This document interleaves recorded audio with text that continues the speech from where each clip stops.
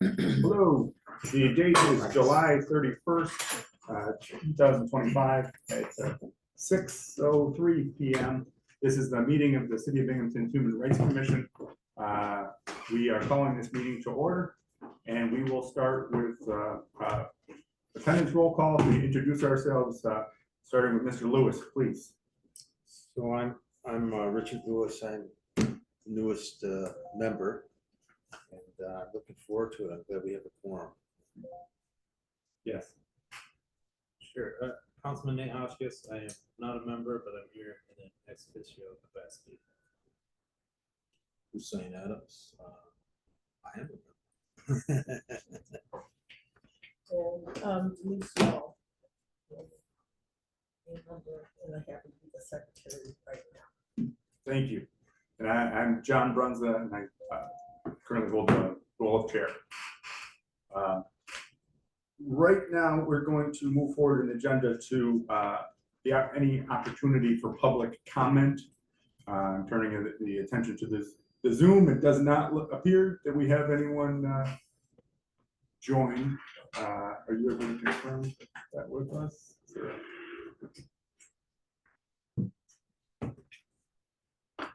Yeah, we're the only participant. We're the only okay. All right. So we have moments of public comment, and we'll move on. Any updates from the chair? It's just really that we have a new appointment from with Mr. Lewis joining us. We're glad to have him, and we look forward to hopefully more appointments from the mayor. I'd like to discuss that with him soon. Moving on to the organization structure. I think this is. Can I ask a question? Of course. Can you tell us a little bit about yourself, Mr. Lewis? Yeah. Sure. You should probably. I mean, I wasn't here the last time, so you guys probably already. Well, no, Of the last time there was no quorum, so we only had sort of an unofficial get together between John and Hussein. So I'm a lifelong resident of Binghamton. I'm an attorney. I'm with him and Howard Patel. I do a variety of things, including litigation and other things. I've been involved in a lot of different community organizations, including past president of New York State Bar Association, Boone County Bar Association. I've been involved locally with the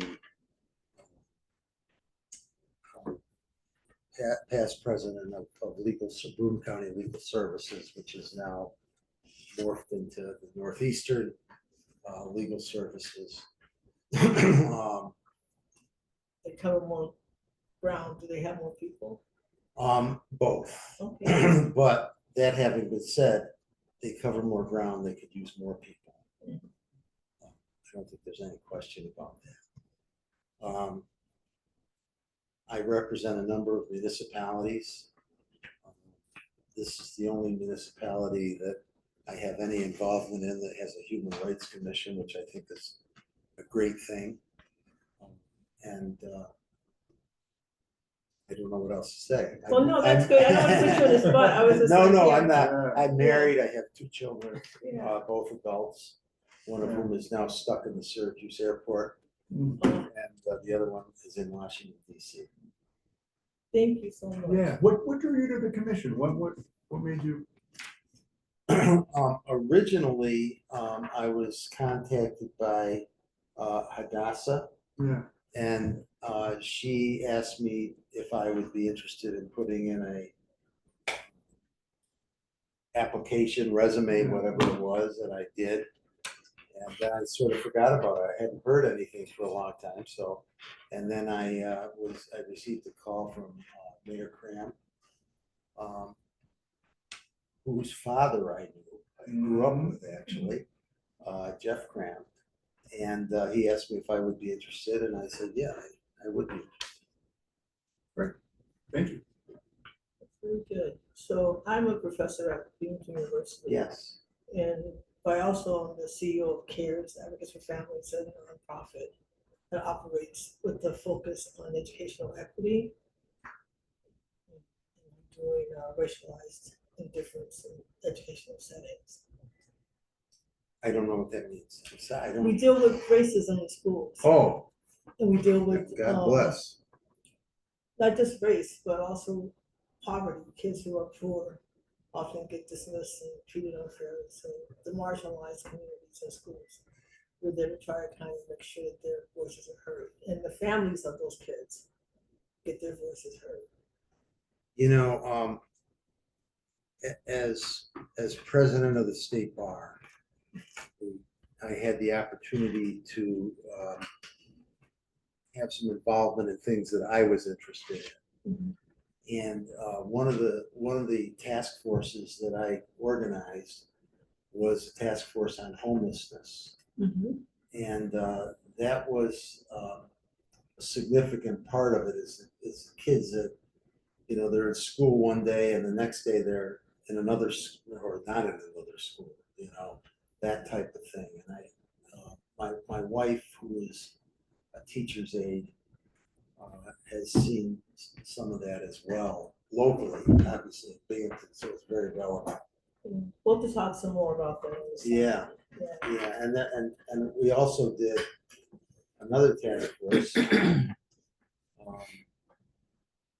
The Supreme Court decision involving DEI, and I was lucky enough to work with former Secretary of Homeland Security Jay Johnson and former Attorney General Loretta Lynch, and that touches on some of the same stuff. And I'll be glad to get you copies of those reports if you're interested. Thank you. Got a lot of accomplishments in the room. And Denise is also, she was a part of, I think I told you that our previous iteration. Yes. So she brings a lot of institutional knowledge. So. Anything else before we move forward? Sorry. No. It is always good to get to know each other, so we work better together. I think the meat and potatoes of tonight's meeting is going to be some organizational stuff, particularly with our complaint process. You know, I think that it is important to kind of solidify that so that, you know, when the time comes and we do start receiving complaints, we're ready to go. Of course, that's only one facet of our task under the charter, but certainly an important one. So that being said, you all have a copy of some draft bylaws.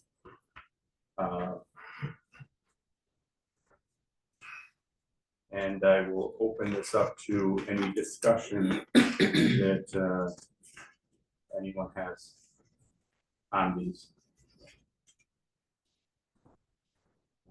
In particular, I'll note that some of the stuff would be to take turns as an intake officer. We all have good skills and good intentions, and you know, that shouldn't fall on one person throughout the whole year to intake and interview people to determine jurisdiction. So if we rotate that by month, and then have the intake officer kind of report at the next meeting about what came in or didn't come in. I think that perhaps that could be an appropriate way of handling that. On that topic, is there any comments or discussion? Well, I had a couple of questions, first of all. This is sort of adjacent to what you just said. I'm assuming, I don't know if that's, I should not assume. Is there any confidentiality issue that we're going to deal with? In other words, if somebody comes before this body or comes to a representative of this body and makes a a complaint. Mhm. Number one, is the complainant going to be kept confidential, and is the defendant or whatever Mhm. also going to have some kind of, some kind of confidentiality? And frankly, I don't know if that's even possible, considering, FOIL and so forth. I assume that we are foilable. I don't know. I'm looking to the, I mean, there's a lot of things that can be redacted or refused in FOIL, and if it's Right. something sensitive like a uh, human rights complaint, I think that would be. I mean, I can definitely double check with corporation counsel and the clerks about. I could look what's- some stuff up on that. I what's- just hadn't thought of I it. don't know if it's. Yeah, I mean, it would. I think it would constitute like a public record, but not all that stuff is like immediately available for someone that's. Yeah, I mean, we're a public body. Yes. But I think personal identifying information, PII, would get scrubbed from any FOIL requests, or any FOIL responses. And also we have the ability to go into executive session, off the record to discuss substantive complaints that we receive. It's, I think it would be our intended practice not to discuss complaints in an open meeting. Right. I agree. But it is a good concern, things that we should be thinking about. I think we, as members and also, let's say during the interview process, we should sign off on something stating that potential clients, but complaints, information that themselves, the personal information is kept confidential. Yeah, I mean, I think maybe the people that come should be advised that they can request confidentiality. I think that gives us greater Right. status to do that. And I guess right along with that, I don't mean to bring up these sort of far out thoughts, but in my business, we're always worried about conflicts or appearance of conflicts, so that, obviously if a complainant is someone who either does business or has been somehow in opposition to a client of my law firm, I think I would have to step right out of it as having a conflict. Maybe Dr. Yell would have a person from, I'm not saying that this is the case, but a person from the university that would make her uncomfortable, that type of thing, or someone from, from your association that would. And I don't know how I think we've got to have some kind of internal mechanism to deal with that. I'm not saying we should make it a group thing. I think that people can make their own calls on that. I know if I do that all the time. Sure. And, if Hussein had somebody who, he had dealt with through his organization, he could say, I don't feel comfortable with this, or don't feel that I could fairly advise. On topic, can I draw your attention to page 6 Yes. of the proposed bylaws? We did include. We did include a section on ethics and conflicts of interest. The language reads: commission members shall conduct themselves in accordance with the highest ethical standards. Each member shall avoid real or perceived conflicts of interest that may impair their objectivity or independence. Conflict of interest exists when a member has personal, familial, professional, or financial interest in a matter under consideration. Members are required to self-disclose. such conflicts to the chair, and recuse themselves from related discussions, deliberations, or votes. There's just so many aspects that you can't identify really. I mean, that's a general statement. I think it's good. I think it's a good statement. I think we've got to have a starting point. at some No, point, absolutely. and, No, I don't disagree with You the know. statement. I think it's a good one. But there's subtleties in there, and I think we have to be educated, and our clients, the clients of this group have to be educated as to, you know, do you feel uncomfortable? I mean, we have to identify a potential or perceived conflict Mhm. to them so that they can say, I don't want to work with this guy.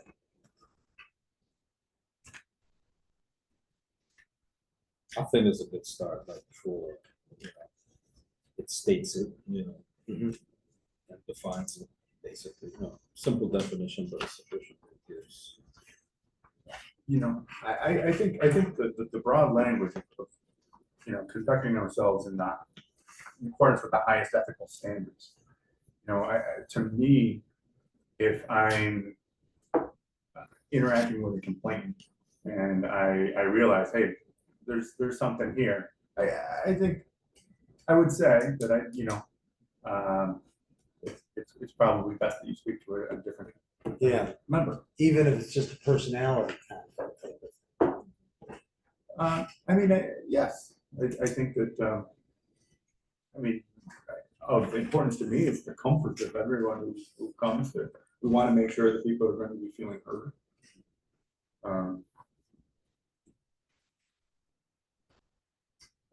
Any other thoughts on that?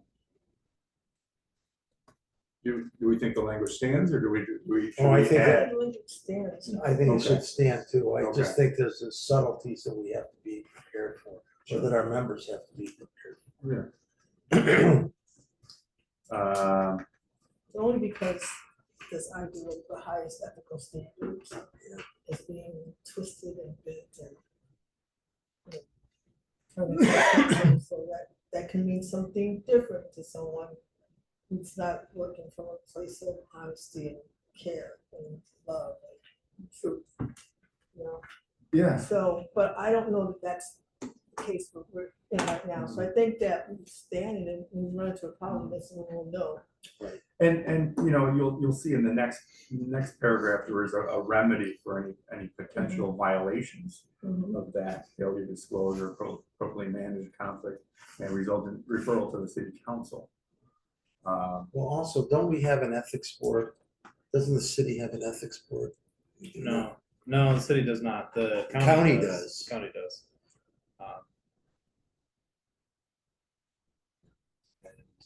Yeah, so that's sort of. I I don't know the referral openings. You know, though, I'm concerned about what this is maybe for to the city council, right? Because I would hate for somebody's intake form to be a part of a meeting on Wednesday. You know, the city council, because we defer to them. And what do we mean by referral? well, this would be if a member had a conflict and failed to disclose it or failed to act appropriately, then we would refer it to the city council. Now, I think that could mean a lot of things, not necessarily putting that on the agenda for the next meeting, but we would need city council's help and guidance in addressing that. Would be how I Can we, see that. can we be more specific? Can it be like, really the ex officio representative of the city council? I just don't want it to be a part of the city council agenda. I mean, There'll be somebody from the city council always involved. say that again. There'll be a person in the city council who acts as an ex officio that we can. Right, and I think where was it, the referral? Yeah, so we're on the top of page 7, where you know, if there is a conflict and a member is, you know, has failed to disclose it or failed to act appropriately, referral to city council for further Yeah, I mean, action. Does that necessarily put if it you- on the public No, docket? no, if you like communicate with like members of city council, that doesn't mean it's gonna hit like a agenda, like if you send Okay. us an email, a phone call, like that could be your referral, Okay, in my mind at least. Yeah. okay. Any post changes to that language? Give me a meeting to think about that, because city council, with all due respect to the Mhm. councilman, I'm not suggesting that I even know very many people on the council, or any for that matter, really. But it is by its nature a political group. Mhm. And if that political group takes a politicized view of, one person or another, that could be far less than fair. And I mean, we see that regularly in our state and federal governments. I'm not saying I've ever seen it, but I do see it here. I don't know if we should spend a lot of time thinking. about Right, that. I mean, Yeah, I It's think just that we something- need to check with the charter. Yeah, And I think that once we get to a position of moving forward with some bylaws, I think that we can vote them in subject to review by corporation council for the city. or I wonder if we could use the county ethics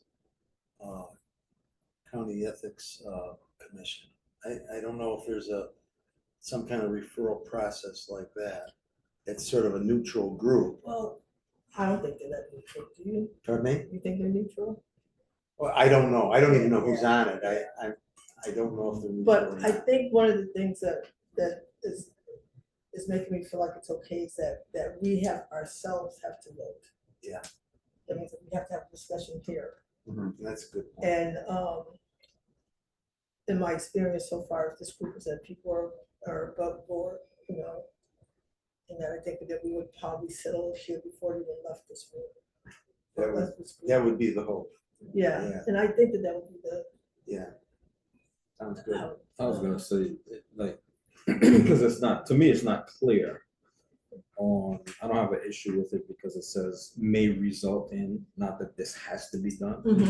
However, what actually constitutes, how do we determine there's been a failure? How do we determine that, to disclose appropriate, you understand? What constitutes, we don't gotta put too much in there, but just some basic language. Maybe what you just mentioned, it's with, vote or, No, it's in who here. takes that decision? Well, we vote, it says right here, the commission Commission made made by by majority majority vote. Request additional disclosure or clarification from a member if a potential conflict. So if we think this is a conflict, we would say, look, doesn't this person work with you? Yeah. Okay, so Tell us a little bit about that. So I don't think it has to be combative. No. I just think it has. But recusal is usually voluntary. Yeah. I don't know of any organization where the recusal is voted on, but maybe in an extreme situation, it could be. Obviously we would have to. But I don't know if we're ready to think that through. I don't think this is gonna be our issue. Yeah, I don't think so. I think we're dealing with, glaring no, you're defects right. in judgment here, which No. I don't expect. I think we should probably go back to the nuts and bolts. Sorry if I wasted anything. No.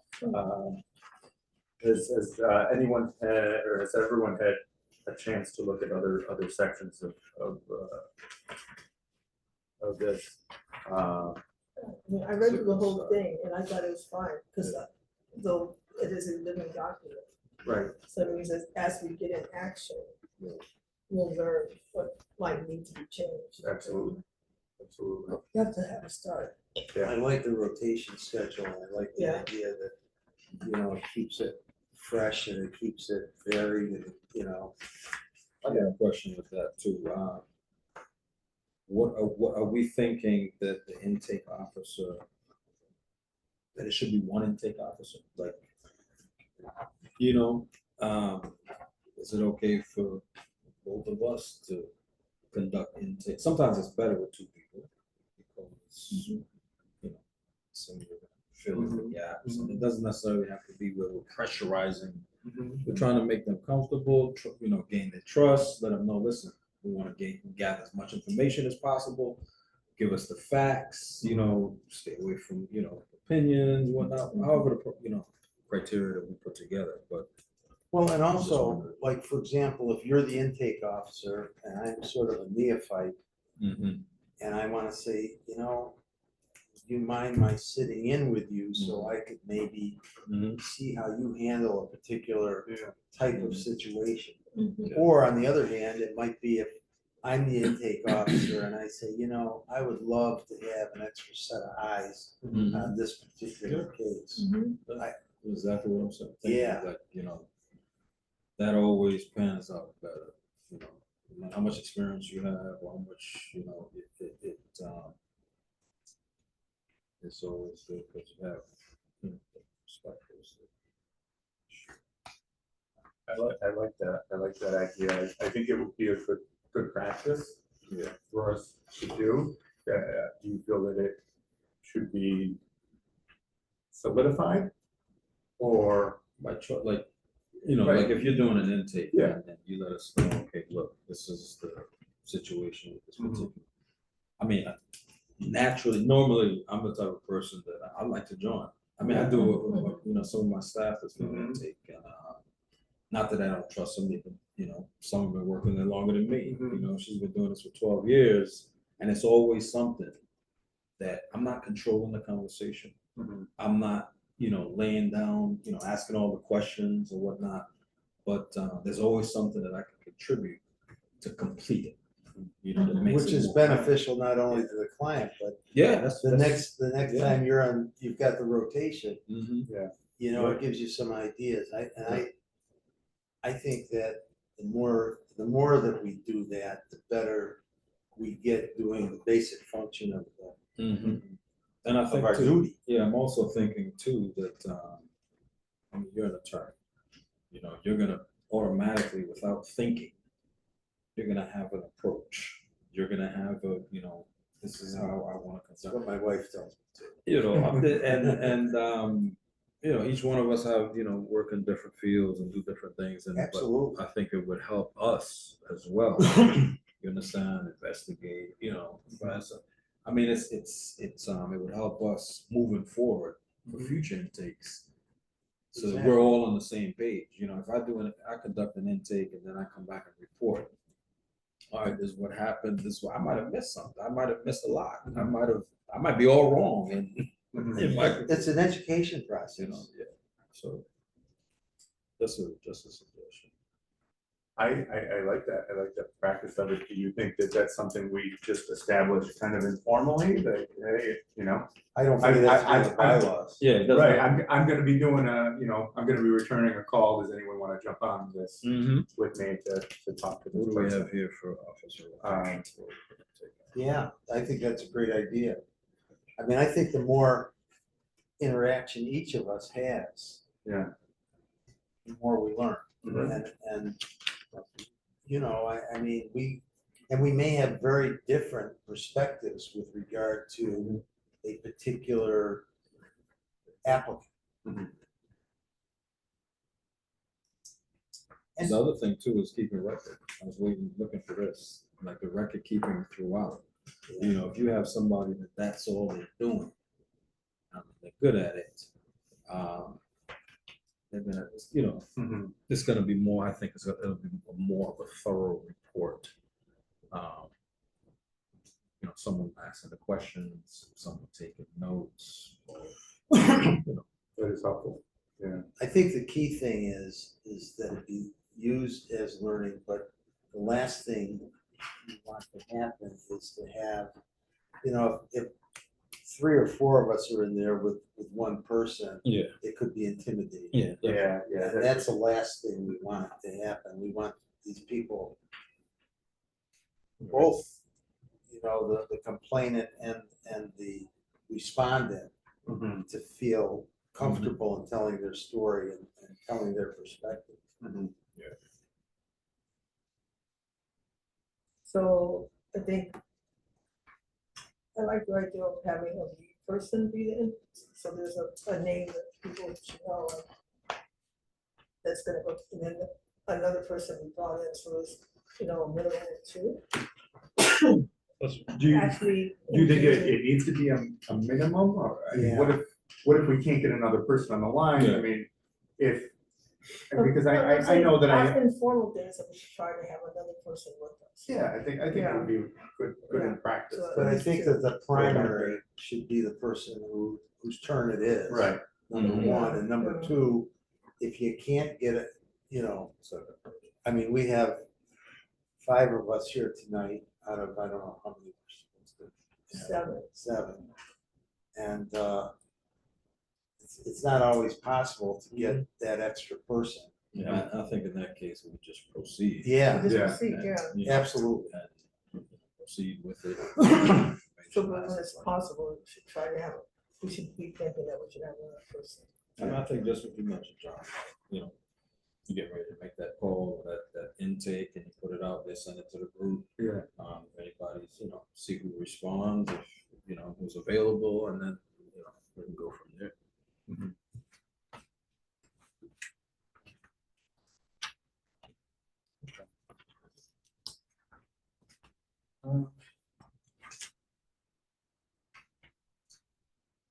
Quorum. And this is on quorum update. Yeah. Article 4. Where we want, this would kind of change things for us so that quorum is a majority of appointed members. So that would change, if right now our quorum needs to be 4, but it would knock that down to 3 if we only have 5 members appointed.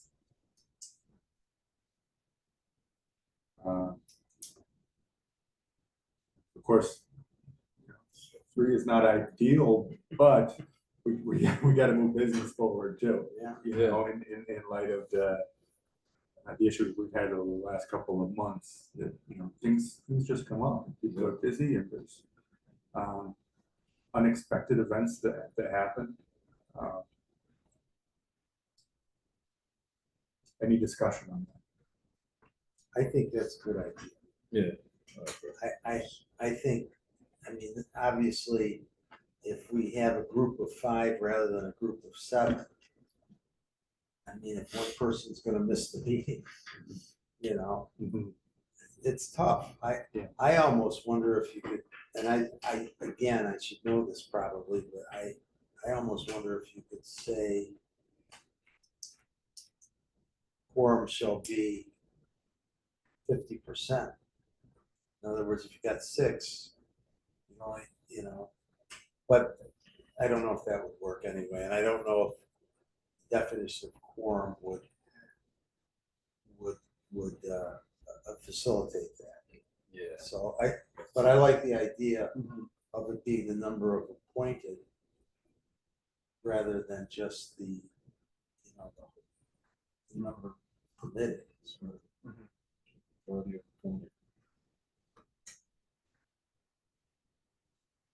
So we're what, 5? It's 5 in total now? We have 5, yes. So if we had 3. So we would have had a meeting last week, Right. or not last week, last Yeah. month. Think if 3 is too low? I think my gut tells me that 3 is too low if we're doing the half.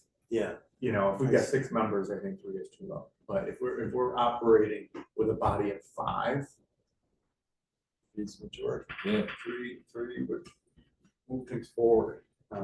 Get matters addressed. I would hate to be sitting on if somebody's injustice or perceived injustice, and we can't act on it because Right. we don't have quorum. But I also think majority is kind of a respectable. Yeah, I agree. Amount. Subject to potential changes if we need to lower it. Okay, so that language will stand for now. I think here any adjustments to it. Does anything else stick out to anyone that they'd like to discuss on the proposed bylaws?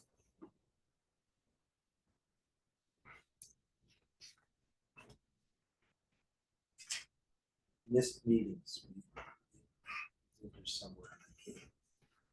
That is addressed by charter. Okay. Okay. Yeah, that's in 45A. Yeah, that's right. So we can't really do anything about that. No, council has given us those rules. Excuse, what were you saying? What was your question? Well, I don't know how stringently, missed meetings are enforced. I can't remember the exact number, but in reading the charter, and you gotta forgive me, I walked out of my office without my glasses, so I can't read anything. Damn. I just wondered if there's a persistent absence by someone. Right now, it looks like we really need to have members who will attend. And if people are not attending, does there come a point where we maybe I don't want to see anybody get kicked off, obviously, but do we diplomatically say, look, we need you to be here. City council appointed you so that you would be, or the mayor appointed you so you would be here. What can we do? So here's the language from the charter in 45A. It falls under enumerated number 5, membership responsibilities. So all commission members must personally attend at least 75% of the scheduled meetings per year. Right. And actually, as I go further, I see that members will be expected to maintain confidentiality of all cases that come before the commission, which loops it back to votes. I don't want to get off on that tangent. No. But to continue to address this, so reflecting that in the bylaws, a commission member may be removed by a majority vote of city council for failure to attend meetings or fulfill responsibilities. Maybe it's up to council. We just give the report to council. Yeah. Here's They can contact. Right. They can contact their appointee. Yeah. Find out what's going on, and then Right. It's clear right here. Majority of vote, of the city council. So city council would have to discuss it.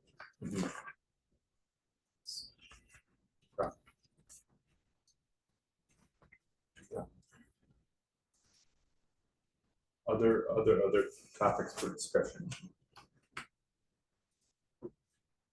Do you guys find it necessary that we go through every aspect? I've read it a few times. Okay. I think it's concise. I think it's concise, and I think you'll establish a precedent around it. I don't need to be a pain in the neck here, but I wanted to bring up one other thing. Yeah. It's a referral process to state agencies, and our job ultimately would be, if we found good cause, we would refer it to the Division for Human Rights. And that's great, and I've dealt with them frequently. It's a slow process, but obviously we have the ability to mediate, to try to push things along. Can we refer to any other agency? So, for example, what I'm talking about is if somebody is being so violated, you want to use an example, but can we refer to the Attorney General, or can we refer to some other agency, for example, if somebody comes in let's assume for a moment it's an eviction, Mhm. and the landlord says, look, I'm getting complaints about domestic violence or abuse of children, or something like that. Can we refer to social services? Can we refer, I almost feel like we should be mandated in those situations to refer on a child abuse type of thing. But how limited are we as to the state agency we can refer to? I think referral can come in a couple of different forms, right? Referral can mean us sending it, or referral could mean, I understand your issue. You're in a tough spot. Here is the agency that will probably be most help to you, and here's the phone number. Because I think it will depend a lot on some agencies may not want to hear from us because we are not the proper party for their intake. Or the other way around. Yeah, They might not want to hear from the client or this could be, yeah. quickly dismiss. I think he was going towards, okay, look, this is the Binghamton Human Rights Commission. We've received this, these complaints or this issue. It's out of our hands or jurisdiction, or referring it to. Or So, go ahead. I mean, well, like the commission itself, right here, it says that you can also refer cases to relevant state or federal agencies when applicable. And my vision and understanding of like this body wasn't going to be solely just a stepping stone from here to elevate to the state agency. Like that's good, and I think that it's useful to the state to have like a triage spot, but also to have this body be able to, if there is a specific, whether it's like a housing thing, understand like housing discrimination law and everything that has to do with that might be the more appropriate agency for that complainant that doesn't know that resource exists, that could be like and more efficient. Yeah, absolutely. So I do think that, and I think we've discussed that to some extent, that not everything should have to go to the New York State Division of Human Rights, but also, and that we could have like a local, just like, I guess I'm going to call it a Rolodex of different agencies that are appropriate for whatever type of mediation or whatever. Yeah, I mean, part of the issue that I have is that how many incidents of domestic violence or child abuse are not being confronted, and I don't want to be too deliberative when it comes, if somebody came in front of one of our interviewers and said, my significant other is beating up my child, and I don't know what to do about it. I don't want to refer it to an agency that's going to take weeks and weeks to deal with. I think, at that point, maybe we have to talk to some law enforcement, or we have to talk to whoever. That's what I guess I'm thinking about is if you have that kind of situation, you want to make sure that you act in an efficient and effective way. Right. And maybe that's not a good example. I don't know. Oh, it's a very good example, because that would be ridiculous to refer someone that's in a dangerous situation to New York State Human Rights Division. But how many people who are in that situation will never report it themselves? That's what I guess I think. But there are agencies in the city that are stepping stones. Absolutely. To get them help. The question is, do we know what those are? We should know, like, if someone's got a domestic violence situation, who would be the best place for them to go to first? Right. Yeah. Who could give them immediate help? I mean, someone had an immigration issue, I would instantly go and say, I would send them, I'd say, that's where you go first. Because if we can't help him, then he will know where you can get help. Yeah, I think commission may also refer cases to these agencies is clear.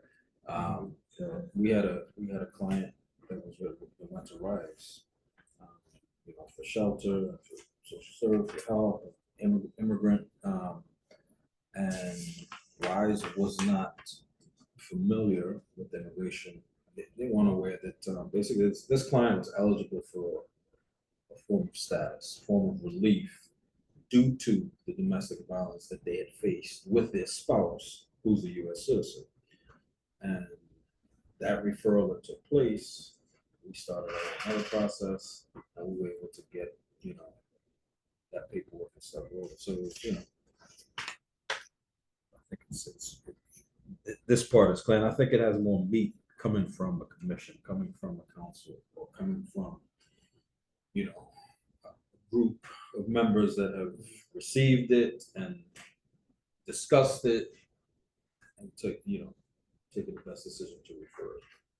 And again, I don't think we have to incorporate all of that, but I just think that as we move forward, there'll be more meat on the bone, so to speak.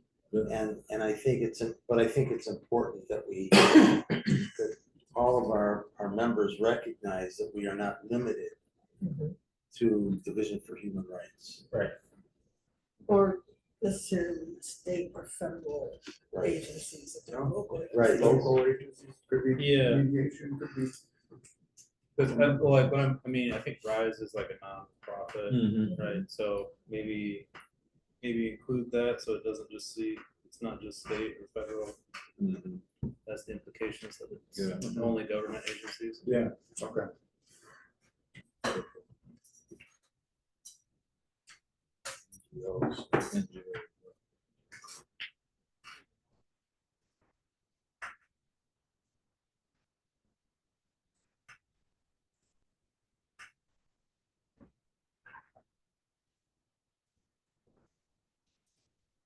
So if we've got the bylaws and we've got the charter, and we understand the idea of trying to create precedent and put more meat on the bone, the next question is how do we get it out there? Yeah. Well, we certainly, we do need that. We do need some outreach. We also need a complaint form. Mm-hmm. We need, absolutely. We need something for that somebody can submit to initiate these. So, And I think can I take that on? yes, And I'll please. send it out. I mean, I've been kind of a little bit preoccupied with stuff. But I have one, so I can Okay. send it to you guys so you can Yeah, that's look great. at it. And do email, we can maybe talk about it. So when the time comes in next week, we'll have to do it. Yeah. No, that's great. And I think that, maybe it was at our last non-meeting, we talked a little bit about, putting pamphlets out there or something in city court, family court. Probably send it. We got a lot of contacts here. Yeah, Yeah, we your go agency. through all the Yeah. agencies, all the nonprofit agencies. Yeah, Yeah. and you could go to the bar association, you could go to the law firms, you could go to a lot of places. Even holding a press statement, Well, press release, yeah. small press Holiday Inn, invite all the media, give a statement. We all stand behind the podium, and I mean a little bit of everything, with social media. Social Intern. media is the way to go, I guess, anymore. I don't know. Yeah, I'm not a social media guy really, so I we don't. talked about an intern. Yeah. And how that could really help us. I mean, I'm turning down interns. Really? Yeah, I'm turning down interns. Like Binghamton University has I think there's a lot of students that would jump on. There are a lot of human rights majors. We took a human rights major in and trained him in immigration law. Yeah, He became DOJ accredited. Now he's practicing. Now he's, but a human rights interning for a human rights commission, giving him jobs like social media, running our social media platform, write up the job descriptions and So you do, your interns are unpaid? unpaid. Okay. We've been trying to get the grant for a while, but Can we do unpaid in the city? yeah, unpaid? Yeah. Yeah. I thought you had to give them some kind of minimum. No, we're doing unpaid. Well, no, as an NGO, but I don't know if the Oh, you city mean can. city of Binghamton? The city has no interns right Really? now, really. So Is that strategic? it's a long story, but I don't think there's any interns in the city. Is there some rule that says we can't have an unpaid intern? There's, I don't know. I would have to look into that further. Please do. There's, I don't know of any. See, I think that a not-for-profit can probably have unpaid interns. As a We city, cannot, we I have, follow what you're if somebody's an intern for a private law firm, we have to pay. saying. Really?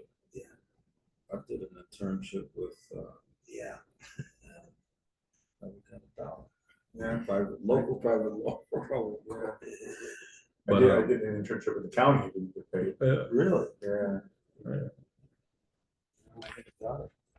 Maybe we should get a class action. You know, we're certainly not in a position to pay, so I'm hoping that that would work out. And I think there's like the Fleischman Center. Don't they do like they help They do, different organizations They do. pay yeah. for career development internship support type of. And they would know the rules. I think we want somebody who's both interested in the work, like a human rights major, and also someone who's savvy in what we need from them too. In appropriate use of social media and getting the word out about not, you know, what we do and what we can do, and maybe also continuing that in between with, hey, here's what's going on in the community. I was just getting ready to say that intern can send in their bi-weekly or monthly articles to the Pipe Dream and to the, we can have them, like I have my interns, they have to write on, you know, everything that they do, you know, for that month, for the end of that term. Just to share, as you said, sharing that information with the public. And a lot of people read that Pipe Dream that's not necessarily students or affiliated with the university. Yeah, I mean, we could certainly be an avenue to echo community and cultural events in the area. Well, the Masters in Human Rights program has a course where students have to do 120 hours of unpaid. That course only runs once a year. Yeah. So that's good. However, we need to draft the job description. Then we can float it. And I think we could probably get an unpaid intern that we need for experience. Yeah, that'd be great. Yeah. And it'd be great for them too. Yeah. I mean, it's good for their resumes. So who would like to draft intern position? You mean Job description? Job description. For intern. Everybody's hands are up, but we want to defer to you and say. So who's saying you, because you can start with the one that you have. I can work on that. Yeah. Yeah. I'm I'm here saying if you want to bounce I would be ideas or glad chat to- about it. I would be glad to assist. Okay. Okay. Yeah. You know, open a Google I Doc. don't pretend There to you say. go. You're about to get one of your interns to work on. I didn't want to say it. We're on the record. You saw me pick my phone up,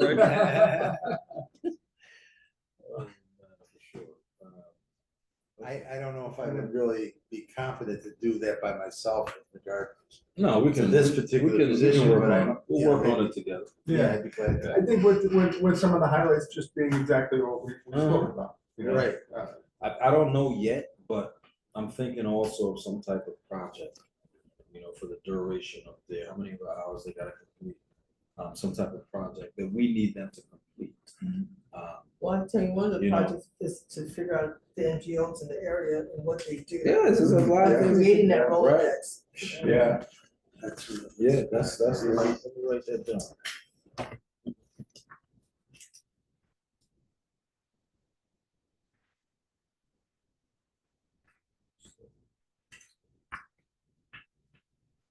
yeah, that would be very helpful. Jumpstart on that Rolodex. Yeah, I think that's a good idea, you know, but don't say Rolodex to these kids because they won't know what a Rolodex is. Well, we'll teach them. They had no idea what a Rolodex is. Let's see, there's a description of NGOs. List of NGOs, What's that? description, we can do, social You're media. throwing around archaic words. I mean, really, if we jump on this, we could potentially get one for this fall semester. Yes, Because there are thousands of students looking for. internships. Opportunities, And yeah. human rights is very sensitive.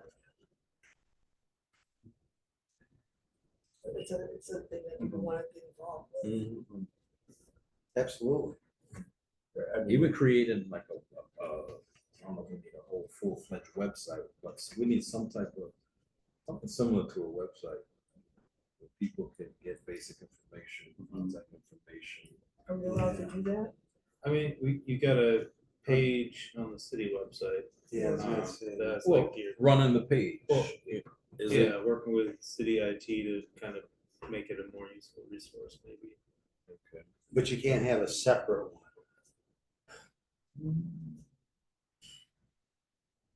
Because we The want, city's not gonna build it for you. Yeah. No, that's what I'm saying. No. That's what I'm saying, the intern, you know, yeah, because we want, if it's permissible. Yeah, if it was permissible, these kids can put together a website. We are getting into like hosting costs and that sort of stuff. Do fundraising too. I don't know if city you. have unlimited funds.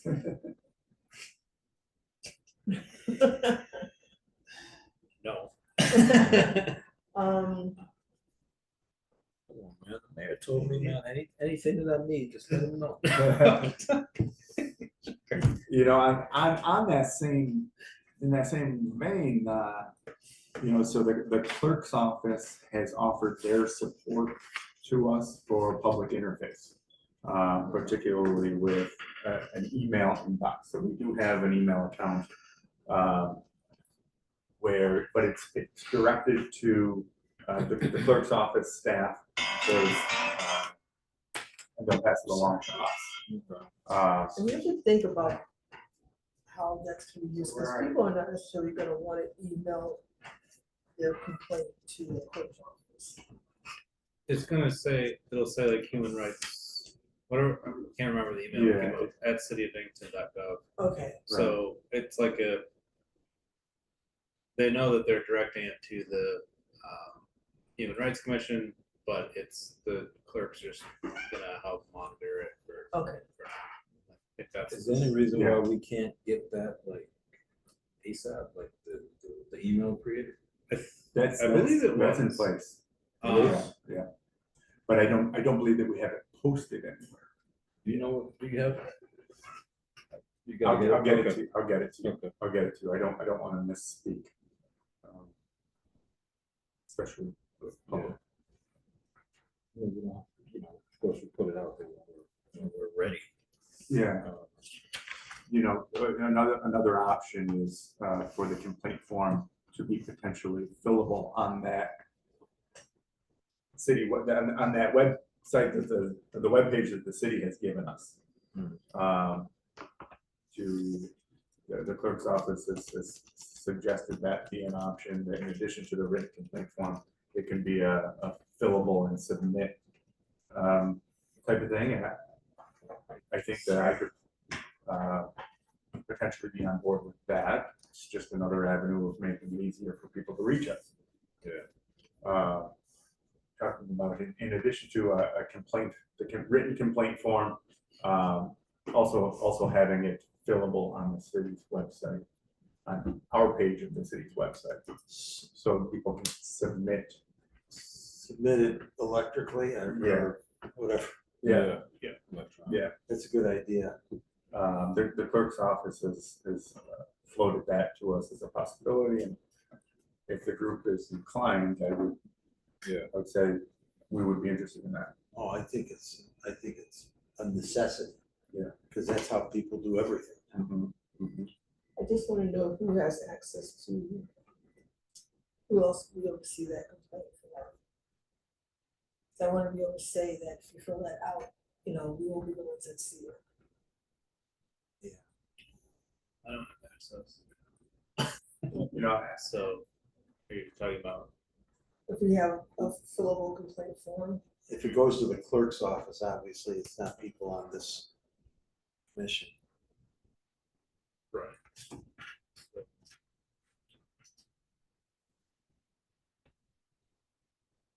How do we maintain privacy is what, yeah, Dr. Gill is saying.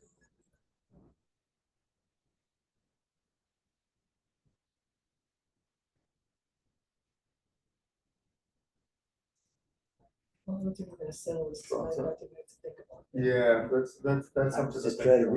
read your watch. You had something said me or something. Yeah. I couldn't yeah, see it. Okay, Monitor blood pressure. Oh. okay. So, Yeah. yeah, we can put a pin in that for now. Moving forward, we've talked a little bit about open employment. We've talked about the intern opportunities, community engagement. We had talked at our first meeting about establishing some listening sessions to listen to various groups within the community. Not sure that we've made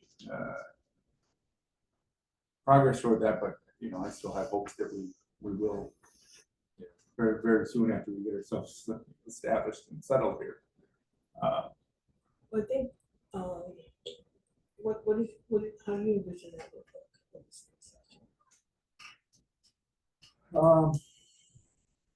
I'm trying to remember back to our first meeting where we talked about making sure that different groups in the community know that we're here. I guess that it somewhat goes hand in hand with the outreach. John, what would happen if we talked in terms of, and I know with some of the municipalities I work with, Mhm. they'll invite someone Mhm. to come to a meeting and say, look, we only have 7 minutes for you to speak. We'd like to talk a little bit about how we can work together and get some of your input, maybe give a little of our input, and then go on with our meeting, sort of like as a supplement to the public forum. I think we should invite individuals from the human rights, from the state, For the Division for Human Rights. Division of Human Rights. Mhm. Have them come in. That will also help show the community or whoever the listeners are, the local, commission, and then they can say. Yeah, what how they can need to we say. coordinate with Right. And not only them, but some of these other agencies. Mhm. Of course, there's so many, pretty soon we'll need a few extra meetings. Yeah. I think there are people who are experts in issues that are happening in the community. Oh, That no we can question. invite to.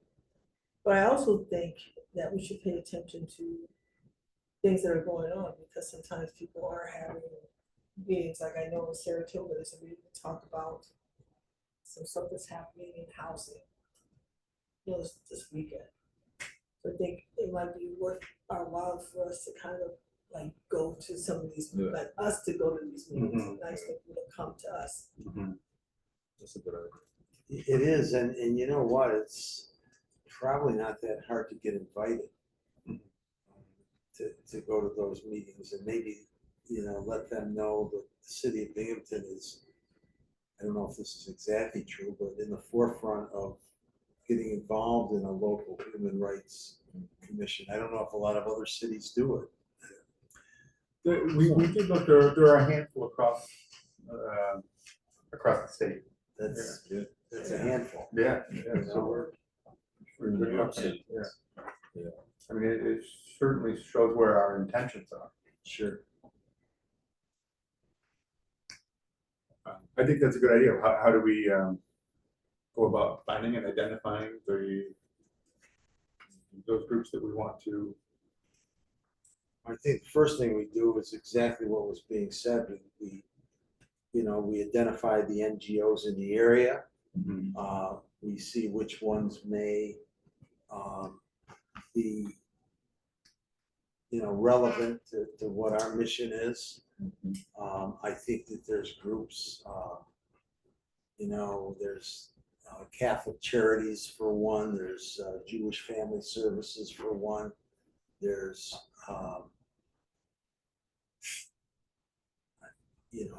Saints organization, obviously. I mean, I'm sure there's a lot of them out there. I can't, as I sit here, name them all, but I'll bet you if we all go home and turn on the television, they'll start coming to us.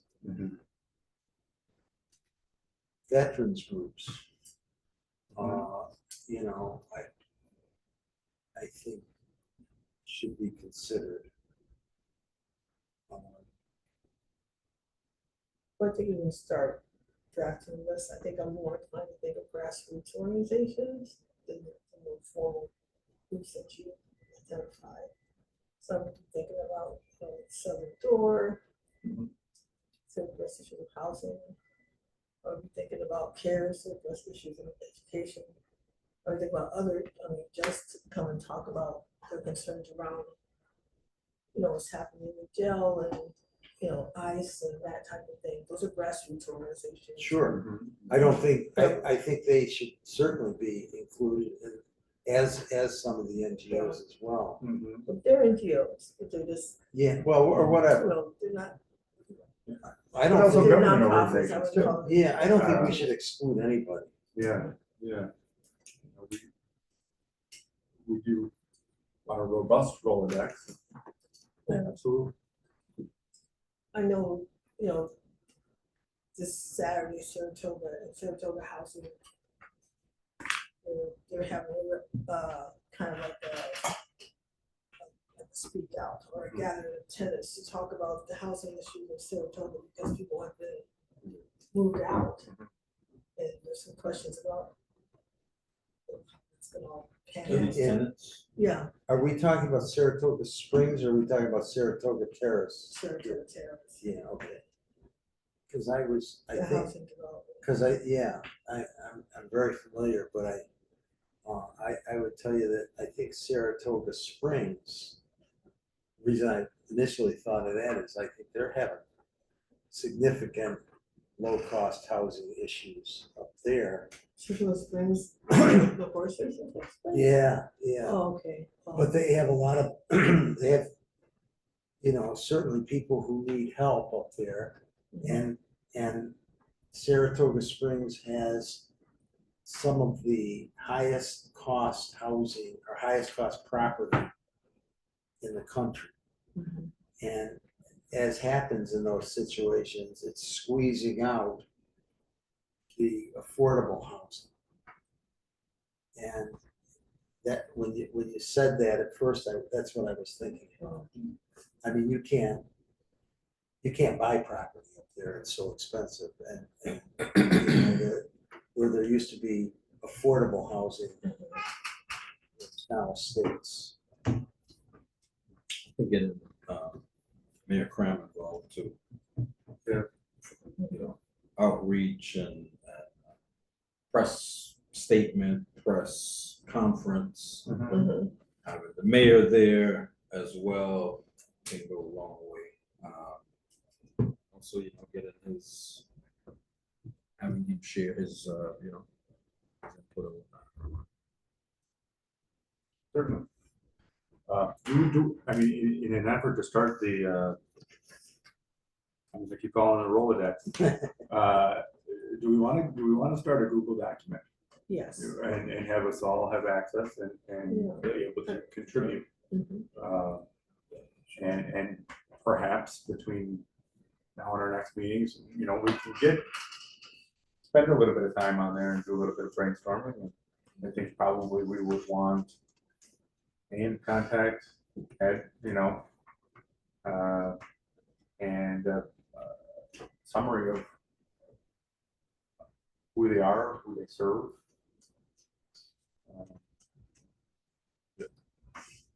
Any other information that we would want to gather for that? Points, yeah. Yeah.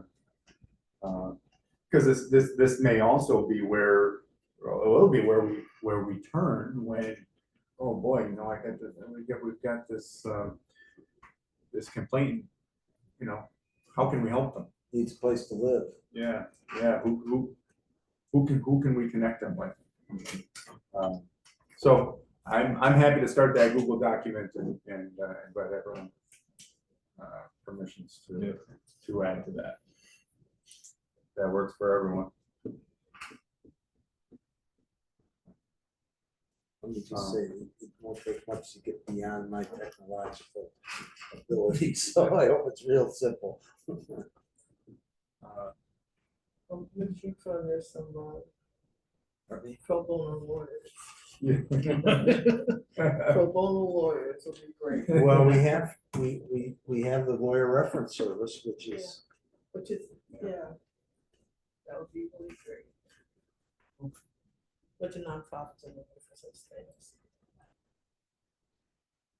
yeah, I mean, I certainly could take that up with the local bar, and the state bar also has it, but you probably want some local lawyers that are more reachable. I mean, that's what I'm thinking about when we're talking about grant opportunities. Bar association, possibly. I can put you in touch with the bar, the New York State Bar Association Foundation, Mhm. and give you a recommendation. That's what we think, since I'm a fellow. Yeah.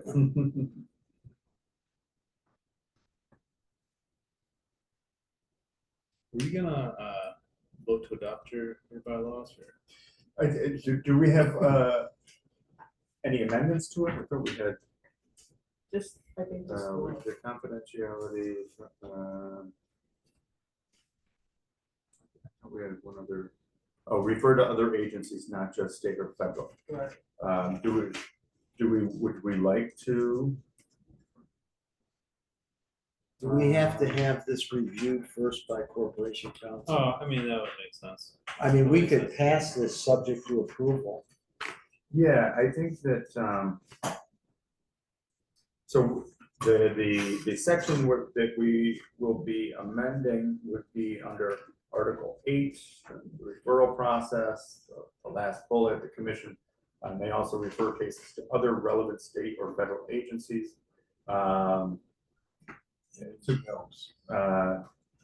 State, well, let's say local, state, federal agencies or NGOs whenever. Right.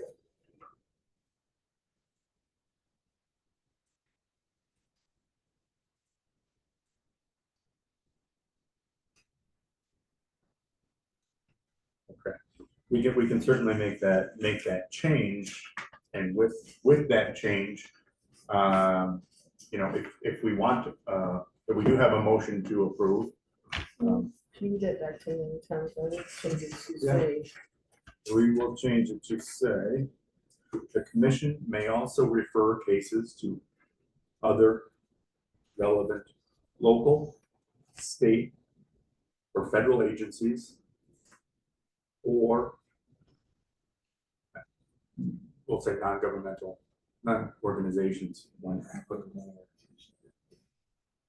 okay, I would move that we accept these bylaws subject to approval by the Corporation Council. Second, all in favor? Aye. Aye. Nays? Jane? Okay, we've got bylaws. Subject to approval by Corporation Council.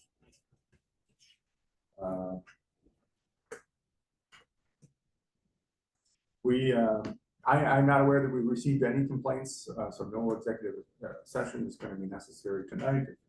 Anyone else have any information to the contrary? No. Okay. I've got our next meeting. We've been going with the second Thursday at 6 p.m. So that brings us to August 14th.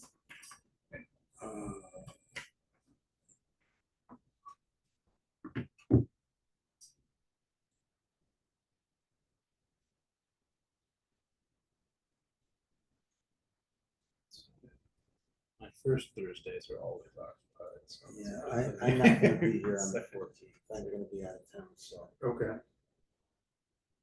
Well, we have quorum. Yeah.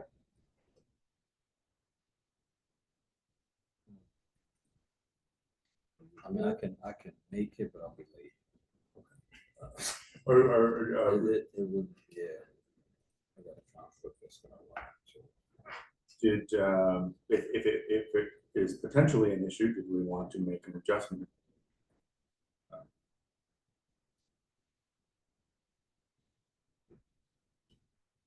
A time or day?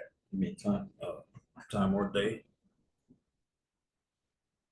I could try and get on remotely, except my wife might potentially kill me. Because we're gonna be in Cape Cod. So. Yes. You enjoy yourself and unplug. Wow.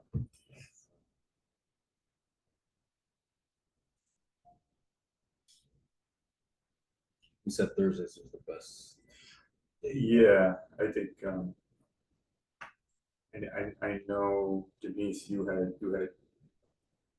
is your schedule in August the same as the schedule limitations previously? Yeah, Okay, and going forward, I mean, he was saying, I'll be Yeah. teaching Monday, Tuesday. I don't know if you had Wednesday. summer session, yeah, okay, Yeah, they're all online. so Yeah. I'm teaching right now, but it's okay. So we you wanna We could just, yeah. keep it the same? Keep it You'll the be same, late? and then, yeah. I mean, What time, do you want to adjust the time? yeah, it's just tough for me to see where the study's gonna be over. Just keep it the same. I'll put it down. See what I can do until then. Let's, okay, we'll keep it the same, August 14th at 6 p.m. As we get closer. If it's looking like we need an adjustment or, you know, are we able to make a better prediction? We could certainly do what we can to be flexible. Okay, anything else for the good of the order?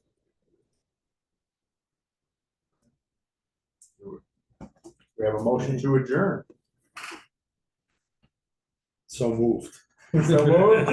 Second? No, Who's saying? No, let's Oh, stay. all right, Denise. All in favor? Aye. Bye. Nays? Yes. Okay. We are adjourned. Thank you. All right. Hey, thanks, everyone. It's nice to meet you. Good It's very discussion. nice to meet you. Yeah. You teach